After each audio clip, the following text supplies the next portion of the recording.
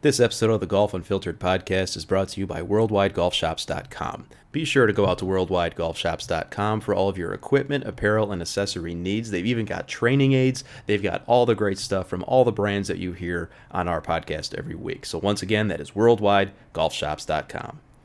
You're listening to the Golf Unfiltered podcast, your source for in-depth interviews with the biggest names, brands, and personalities in golf. Our mission? To keep you informed and help you enjoy the game even more. And now, the owner and host of the Golf Unfiltered podcast, Adam Fonseca. That's right, ladies and gentlemen. Welcome back to the Golf Unfiltered podcast. This is your host, as always, Adam from GolfUnfiltered.com. You can hit me up on Twitter, Facebook, Instagram, all over social media at Golf Unfiltered. Send me an email, adam@golfunfiltered.com. Folks, I want to say hello, of course, to our friends over at the Hacker's Paradise. If you're listening to this on the THP mobile app, or if you're listening to this anywhere that you could find podcasts, whether it be Spotify, Apple Podcasts, all the places. And of course, hello to our friends over at Cleveland, Strixon, and Zexio. Today, folks, I welcome on Mr. Stuart Goldstein. He is the managing director over at RG Narrative. He is just a great mind, not only in the golf industry, but in many different industries. And he and I sit down to talk a lot about the different ways that, especially golf, is dealing with COVID. He has a lot of thoughts on where things may end up post-COVID and even during. And, you know, he's just a great guy to talk to about this type of stuff because he works with a lot of different brands, many brands that you know, Stitch Golf, many others, for example. And, you know, Stuart goes into a lot of depth on not only where he feels golf will go, where the equipment industry will go, apparel, all that, but also just, you know, golf in general. And so Stuart and I really have a great conversation, and I hope you'll enjoy it too. Just a quick shout out, of course, if you're not aware, Golf Unfiltered is part of the Hacker's Paradise podcast network. It is a growing network, and I want you to go out and, of course, listen to Off Course, hosted by Dan Edwards and Rob Miller, two friends of mine. They are great together on that podcast. And of course, Dan also hosts Range Days, which is a third podcast on the network. Be sure to check that out too. It's just a great way to, you know, maybe listen to a little something while you're working from home. Or if you're on the course practicing, because I know a lot of places are opening up. I know driving ranges are opening up soon, at least in Illinois. I get to play golf this coming weekend in a foursome. God, I won't take that for granted anymore. Although I did enjoy walking in a twosome, and we touch on that in today's conversation as well. So we'll be right back after a quick word from one of our sponsors with Mr. Stuart Goldstein from RG Narrative. Today's episode is also brought to you by the Ben Hogan Golf Equipment Company. No big hype, no big price, but definitely a big deal. Take advantage of their factory direct model where you cut out the middleman and get the best products shipped to your door direct from the company. They've got a demo program to try out their products before you buy, a trade-up program to get these clubs in your hands even quicker, and special financing where you can split your payment into 4 to make these clubs even more affordable. Go to benhogangolf.com to learn more. That's right, folks. Welcome back to the show. I'm happy to welcome on the podcast today Mr. Stuart Goldstein. He is the managing director over at RG Narrative. Stuart, thanks so much for coming on. I know it's been a crazy time in the golf industry. We're going to talk a little bit about it. How are you today? I'm doing great, thanks, Adam, and always a pleasure to chat with you. So you and I had the opportunity to meet for the first time face-to-face. We've corresponded, of course, many times before, but we were able to finally shake hands. Remember when shaking hands was the thing? Yep, that's it. Now it's just what, elbow bumps or whatever it is now. Yeah, I think so. And, you know, you work with a lot of different brands over at RG Narrative. You help them out with PR. You help them out with getting the word out on their new products. But why don't you let our listeners know a little bit more about what it is that you do as the managing director? Sure. So what we do at RG Narrative, we are essentially storytellers and news generators for a variety of brands, whether there are people in the golf industry like Stitch Golf. I know you had Brad King on recently. Mm-hmm. To people in the financial services sector, insurance companies, a wide variety of audiences, companies that we deal with. And so you work with many industries, not just golf. Right. We do golf. It's more of a passion thing. I've been playing golf for 45 years, always enjoy it, love it, and love the business end of it. And as you know, golf is a great sport and it's a tough business. Yeah, it certainly is. And they've been faced with a tough hand that they were dealt recently with COVID. And I know that that's been all the talk of the town as of late, talk of the world, really. What are you seeing on your end as far as, the brands that you help support and even just your own personal experience? Well, they've been hit pretty hard, and a lot of it has to do with the timing. Beginning here, February, March, when the clock is turning around, people are getting ready to play golf. The Masters is right around the corner. The OEMs are getting their new products out, and all of a sudden they get hit over the head. Yeah. And so it really came to a halt. Unfortunately, for a lot of good employees were furloughed, lost their jobs. The industry got cut back, but now with the country coming back to life a little bit here, you're starting to see some increase in playing. National Golf Foundation, we spoke a little bit off the air. National Golf Foundation came out with a great study. 90% of golf courses are now open. 97% of golf courses are now open. 80% of retail shops are now open. So you're starting to see things open up a bit, which is going to help not only the economy, but certainly the industry itself a great deal. And, it's interesting. You mentioned the timing, especially when it comes to brands releasing new equipment. It's interesting because the ones I've spoken to, certainly they've been hit. I mean, I think that's the obvious thing, but they also said, we're still pretty much on our timelines with new products that are coming out, which is really encouraging to hear. It's encouraging to hear. I wonder if that's just a company line, or I'm curious to see what really happens. If you're an OEM and you come out with a $500-$600 driver at the beginning of this year, and it's just sitting on the shelves, are the consumers going to be that eager to pick up a new one 5 months down the road when the old ones really haven't been pushed through the system yet? I really don't know. That's a really good point. And, do you see, and are you hearing and already maybe having conversations about concern about consumer behavior changing, like you just referenced? Well, you speak to people within the industry, and it's hard to not take note that 40 million people are unemployed now. Many people had reduction in salaries. Discretionary income is down, so it's hard to, in that scenario, to say, yeah, I'm going to go out and spend $500 on a new driver when I got other things, more important things to deal with. National Golf Foundation, their new study came out, and they said, 97% of courses are open, 80% pro shops are open, etc. And they're seeing increased demand, more play right now. Now, whether that will translate into more discretionary spending in terms of equipment, we shall see. Yeah, I'd imagine that people are going to have to definitely be much more stringent and strategic with what they spend their money on, especially in the golf industry. I mean, I know a lot of talk leading up to this point was this could be the year of the golf ball, for example, even prior to COVID, just as an example of a product type that was really getting a lot of hype. And I would imagine that because of the, comparatively speaking, low cost nature of golf balls compared to like a driver or irons, that might even be more true now. I mean, would you agree?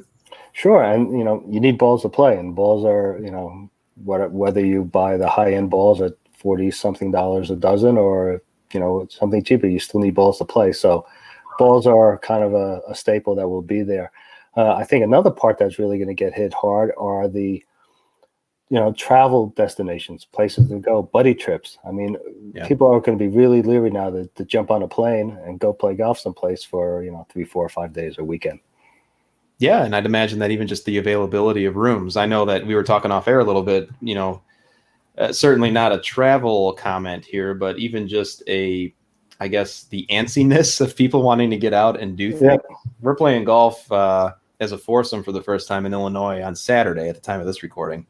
Tomorrow, Friday, restaurant patios open up, and I can tell you, they're going to be packed. And so it's almost like people really want to get out there. The virus is still there, but people kind of want to get out back to their normal lives. And to your point about, buddy trips and whatnot, I wonder how much of that balance comes into play too. Yeah, I think that's going to take a backseat.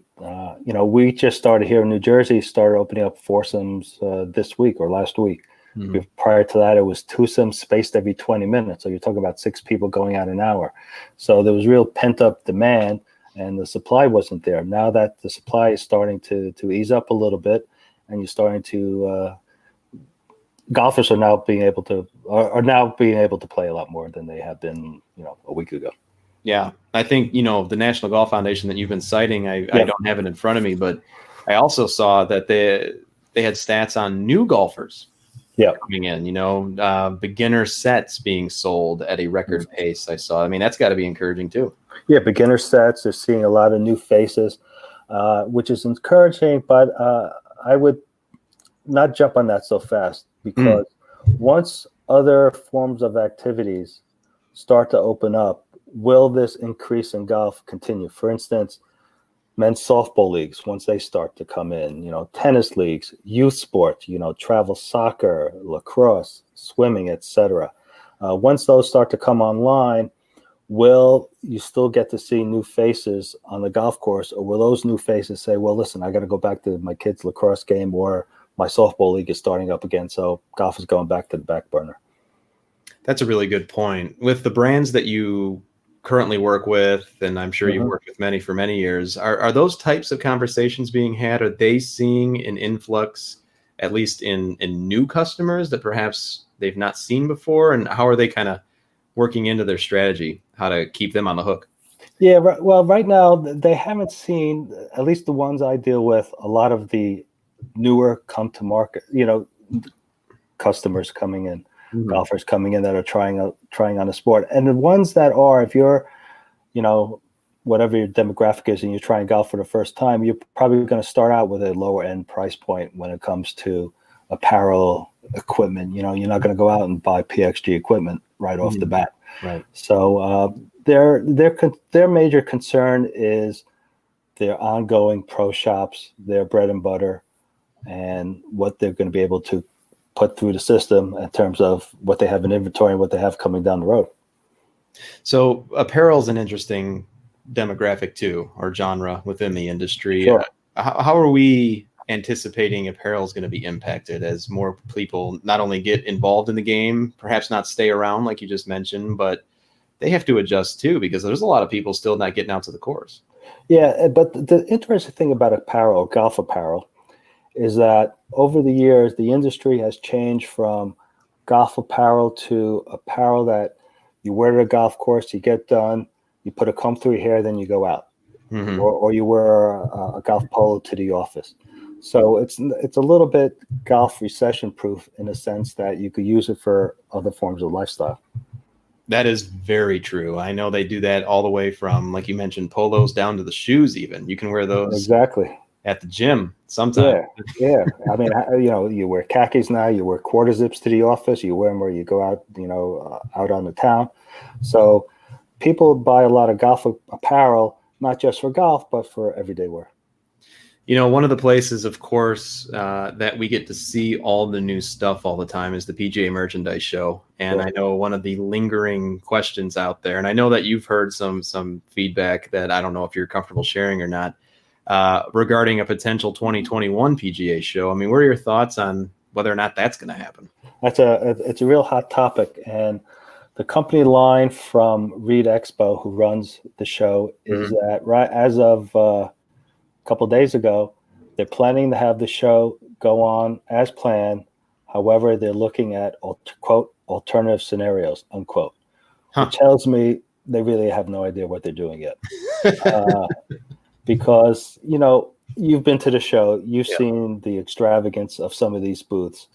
It's basically June 1st already. The show's in January, 6 months away. You just can't call these brands in December and say, listen, we're having a show in January, we'll see you. So it's they're going to have to make a decision soon as to what they're going to do, whether that's expanding the demo day, reducing the number of booths. It's going to be interesting. The brands I've spoken to, they've gotten very little feedback from Reed Expo in terms of what's going to happen to the show. The August show in Vegas, that's been canceled, and they're going Right. to do it virtually. But that's an interesting thing too, because budget season is pretty much over, and I'd imagine that a lot of folks have already had to, cut many things at these brands. right. I know that, even at my day job, we had to do that. Sure. So I'm sure even if they did hold a show, a lot of that budget's already been cut, wouldn't you say? Well, you got budget's been cut. You've coming off a year in which your revenues are going to be down. Mm. Callaway's a publicly traded company. They've come out and they've stated where, revenues are going to be down. And, for a booth like Callaway, you've seen it. That's a 7-figure proposition. Oh, yeah. But I think the bigger picture here, Adam, is, do you have the show not only from a health point of view, because that is what it is, the governor of Florida or whatever, whoever deems says, yes, we're good to go, social distancing, wear your mask, whatever. But, also to have 40,000 people social distancing in that hall, that's going to be tough. So I think the bigger issue is whether or not these brands will be able to stomach financially having to go down to Florida and set up an exhibit at the PGA show, knowing, like we talked about earlier, that they still have a lot of old inventory. And what are they going to do with new products? So it's a really interesting dynamic. Yeah, the logistical nightmare that just presents is, well, it's a nightmare. I mean, I couldn't imagine people getting into that convention center and doing like what you just mentioned. Yeah, we're going to take everyone's temperature as they try to cram in there at 8:30 in the morning. It's going to be tough. I've seen a few of the people there. I'm not getting anywhere near them anyway. So exactly right. And maybe you might be better off doing it virtually. But that's right. That's right. But what I think really hurts also is you've been to the show, is there are a lot of smaller booths there. I don't want to call them mom and pops, but a lot of mom and pop type booths there that I think they're going to be affected more than if the Callaways of the world. Yeah, I mean, that's their one opportunity to get in front of so many eyeballs, and that might not be there now. Exactly. Yeah. And I think even leading into this year, obviously this is a special circumstance. That's very obvious. But, I think that the show itself kind of started to shift a little bit, wouldn't you say? I mean, I think we already saw some big OEMs, TaylorMade, a few others, just stop going. Exactly. It's you speak to a lot of the brands, a lot of the big OEM on the equipment side. They write very little business at the show. The show's in January. All their major customers have already seen the product line months before. So for them, it's more of a brand exposure to be there. Whereas a lot of other brands, some in the apparel, some others, they write a lot of business at the show, and they use the show as a revenue generator. So, but like you said, Nike's out of the golf equipment business. TaylorMade is not going back anymore. I think Hama last year was only at the driving range. At the demo day, they weren't inside. Mizuno's been back and forth a little bit. So it's a tough business now. And not only from the golf equipment and apparel and accessory side, I mean, we also have to talk a lot about just professional golf and even amateur golf, especially in the case of the U.S. Open. I know that, we just heard that the sectionals qualifiers are canceled. It's going to basically be an invitational. Is that right? Yeah, all the local and sectional qualifiers have been canceled. The field will be reduced, from what I understand, from 156 golfers to 144 because it's later in the year. They have less daylight. So now you have, what do you have? 5,000 people, 6,000 people, whatever it was, try and qualify for the Open, a large number. Now you're going to have a team of USGA officials pick 144 players, and it's not an easy task. And, it's like the NCAA basketball tournament. Someone who deserves to get in is going to be on the outside looking in. Yeah, I would not want to have that job. There's no way that they do this and not get just raked over the coals. Somebody's going to get left out. Right. And then, because you have to have amateurs in it because it's the Open. So what professional is going to get knocked out because you have the U.S. amateur champion in there, or the defending NCAA individual who's deserving of a spot going to be in there? So it's going to be very interesting to see how they pick the spots and select the tournament. But at the end of the day, it's going to be the U.S. Open. It's going to be a great event. Yeah, it usually always is, isn't it? Yeah. They'll probably make it as hard as they can, just like every other year. Yeah, well, Winged Foot is they don't have to do too much to make it that difficult. That's true. And you'll have people bitch and complain how it's a U.S. Open. It's not an invitational anymore. It's just it's a U.S. Open Invitational. It's not the Yeah. U.S. Open; it's an invitational. But on the other hand, the British Open or the Open Championship was canceled altogether. Mm-hmm. So what would you rather have, an invitational or no tournament at all? I think the answer is pretty obvious. I agree with you. And then just a few months later, we're going to have the Masters in November. It's probably going to be pretty interesting to see, the fall colors at Augusta as opposed to the azaleas in full bloom. Yeah, it should be great. And of course, what they do with the agronomy there at the course. So the course will be in great shape no matter what the weather conditions are. I know one of the things I'm to kind of jump back to the Sure. the industry side a little, or the apparel side a little bit. I know a lot of these brands had all of their scripting figured out already. I know I saw a lot of previews for the upcoming majors. I'd imagine that those things got thrown for a loop too. Yeah, exactly. The white pants and whatever for the Masters, that's gonna probably have to get changed and break out the quarter zips and the outerwear. So that they'll have to adjust, but. It's curious also how all these players and their endorsement contracts, that's being affected now too, because of, the guys aren't on TV, they're not playing. And, the only TV that we've really seen golf has been the match that was last week. And prior to that was the TaylorMade down at Seminole. Yeah, driving relief was interesting. What was your takeaway on that? Obviously, we had heard about the match 2 for a long time, and then suddenly driving relief pops up. And I got the impression they kind of wanted to be first. What was your takeaway on that? Well, yeah, obviously they wanted to be first because they played it first. Yeah.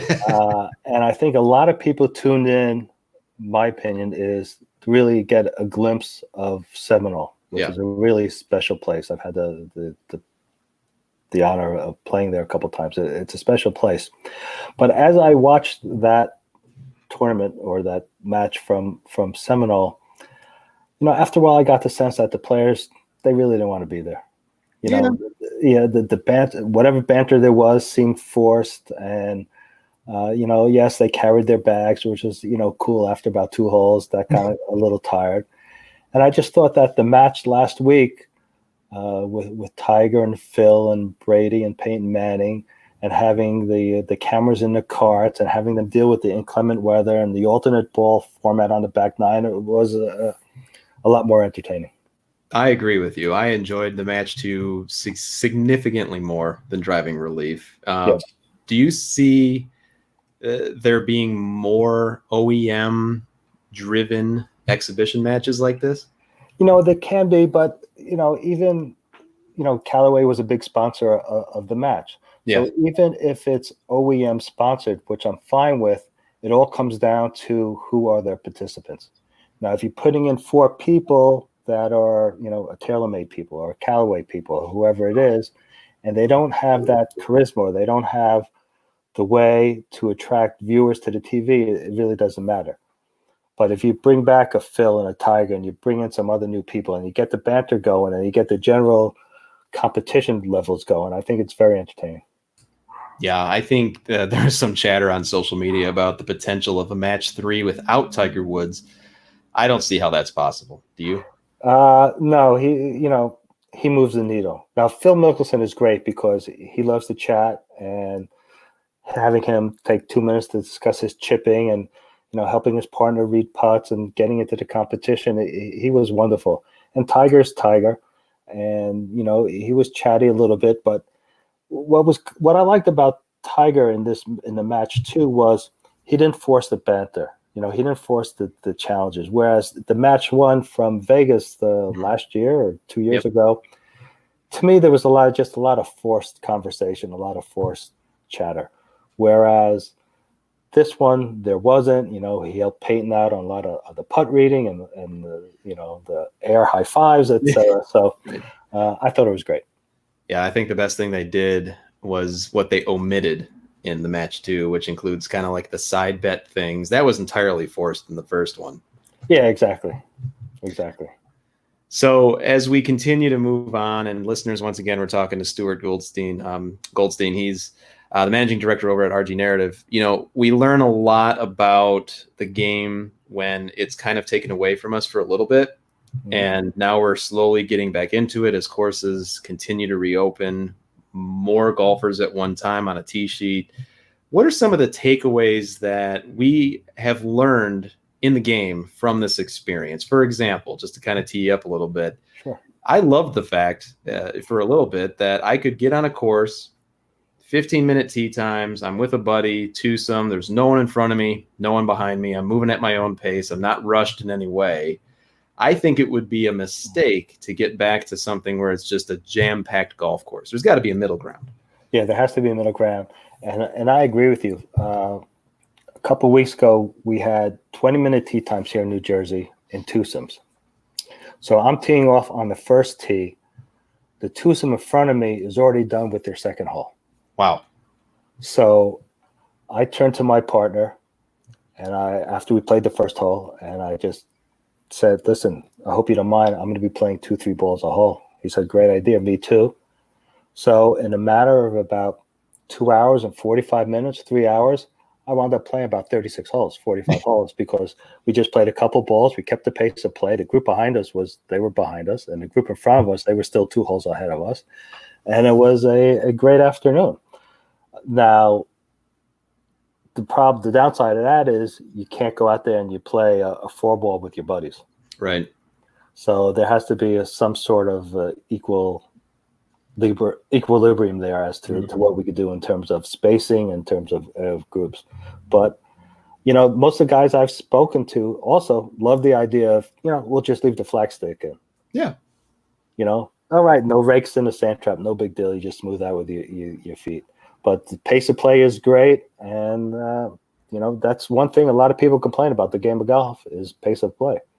And so now, hopefully, something we've learned from COVID is that we can increase the pace of play and still get golfers out there. Yeah, I agree with you completely. I think this will be my first. Well, I shouldn't say that. I've obviously played golf in a single cart before.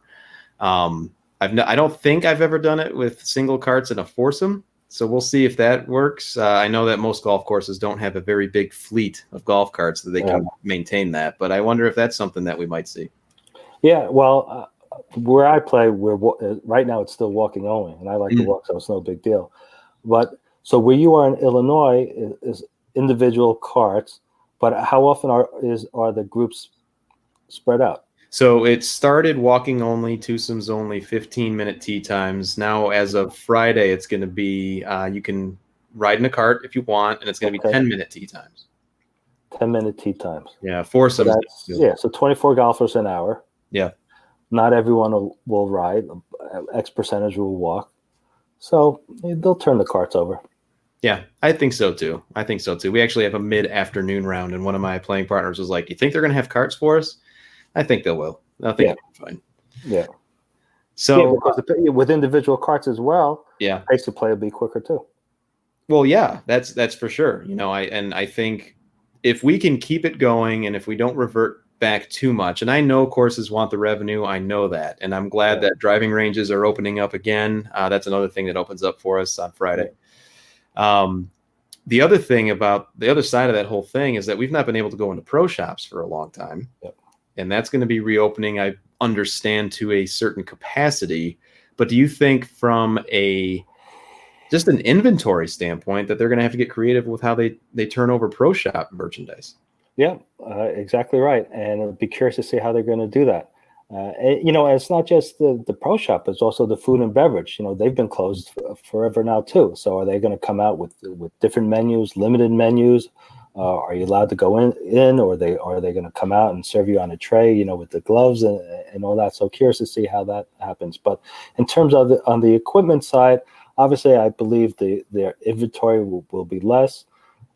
As you know, golfers love to tinker with equipment before they buy it, whether it's trying out a new putter or a new driver. So they'll still have some. The apparel will probably be less of an inventory because for us here, it's already June. Before you know, it's going to be August, September, and season will be winding down. Yeah, that's very true. It almost seems like it basically is an abbreviated season for a lot of us. And I've been posting scores. I know my buddies haven't been because of the cups, but I think at least in the Chicago District Golf Association, and I think all over, they've been allowing scores to be posted. So post your scores. Yeah, well, I've been posting scores too, and where we play, we don't have raised cups, and I have a big issue with raised cups. We have the little noodles on the bottom, which causes some issues as well too. You hit a putt, all of a sudden it hits the noodle and it bounces out. So, do you is that a made putt or not? And that's even a bigger issue with the raised cups. I never quite understood the raised cups. I always prefer the little noodle on the bottom. Yeah, raised cups seems like it's just complete prevention of ever having any chance of touching anything, which I think is overkill, at least for the spirit of the game, which I know there's bigger things in the world than the spirit of the game. But in this instance, a couple courses near me, we actually had the upside down cups where the ball's still able to fall in, but it's essentially the same thing. You can just go down and pick it up. And the thing with the raised cups, I think it gives you a false sense of security. You could have a downhill sliding 5-foot putt with a raised cup. You just hit it as hard as you can. It hits the cup and say, that's good. Yeah. Did you see that video on social of whoever shot 58? No, I haven't. But yeah, exactly. So, and then what do? Do you post that score? I don't know. I would do it. Yeah, why not? But then you get that little thing from the the gym that says this score is exceeds your average, or so. Do you still want to post it? Yeah, they send the handicap cops over at you. Yeah, handicap police, exactly. That's right. Well, once again, folks, that's Mr. Stuart Goldstein. He's the managing director over at RG Narrative. Stuart, thanks so much for coming on. It's great to catch up with you. Everything's good on your end? Healthy, everything? Everything's good. Kids are good. Wife is good. Everything's chugging along. We're all hunkered down here and, looking forward to getting back out again. Awesome. I am too. And hopefully you and I can get on the course at some point in the future. And I look forward to the day that we can meet over a drink again, maybe at the PGA show. I would look forward to that, Adam. It's always a pleasure speaking with you.